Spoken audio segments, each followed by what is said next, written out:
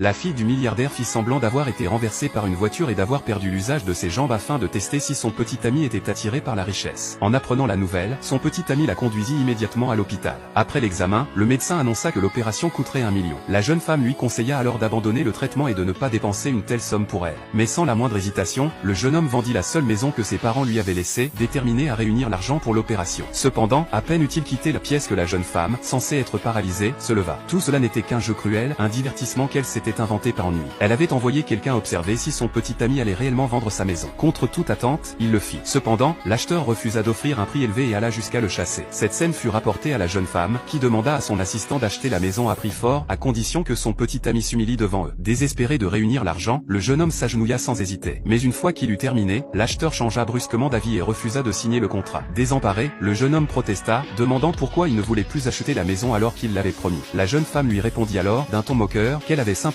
changé d'avis et ne voulait plus acheter la maison, ajoutant que c'était décidément trop facile de le tromper. Le jeune homme, choqué, comprit enfin qu'il avait été dupé. Il tenta de retenir les deux personnes sur le départ, leur reprochant d'avoir profité de lui et leur rappelant qu'il s'était agenouillé comme il l'avait exigé. Mais la jeune femme lui répondit que c'était son choix et qu'elle ne l'avait forcé en rien. Le jeune homme comprit alors qu'il était tombé dans un piège. N'ayant pas réuni l'argent, il appela à nouveau le médecin et le supplia d'opérer sa petite amie en promettant de payer plus tard. Mais à sa grande surprise, le médecin n'était autre que la femme qui l'avait humilié plus tôt. Non seulement elle refusa sa demande, mais elle lui proposa une alternative encore plus cruelle. Elle lui suggéra que, s'il ne parvenait vraiment pas à réunir l'argent, il pourrait envisager de vendre un rein, ajoutant que cela pourrait suffire à couvrir l'opération de sa petite amie. En entendant cela, le jeune homme était troublé. Sa petite amie, sûre d'elle, estima qu'il n'était pas stupide pour faire cela. Contre toute attente, pourtant, le jeune homme était prêt à sacrifier son rein pour sauver sa petite amie. Il réussit à obtenir un acompte de 800 000 et se présenta à elle en lui assurant qu'il avait presque tout réuni. La jeune femme, stupéfaite, lui demanda d'où provenait cet argent et s'il avait réellement vendu sa maison. Le jeune homme lui confirma que c'était le cas, mais il cacha la véritable raison de cette somme. Il affirma être prêt à tout pour elle, même à risquer sa vie. À ce moment-là, une nouvelle passa à la télévision, annonçant que l'héritière de la famille Chen organiserait ce soir un banquet pour fêter son anniversaire en compagnie des leaders du secteur. Pendant ce temps, le jeune homme remarqua la nouvelle et déclara que sa petite amie et l'héritière Chen avaient des apparences très similaires. La jeune femme saisit cette distraction pour éluder la conversation avec son petit ami qui, de son côté, reçut un appel. Son interlocuteur lui expliqua qu'un ami lui avait trouvé un emploi très bien payé pour compléter la somme manquante.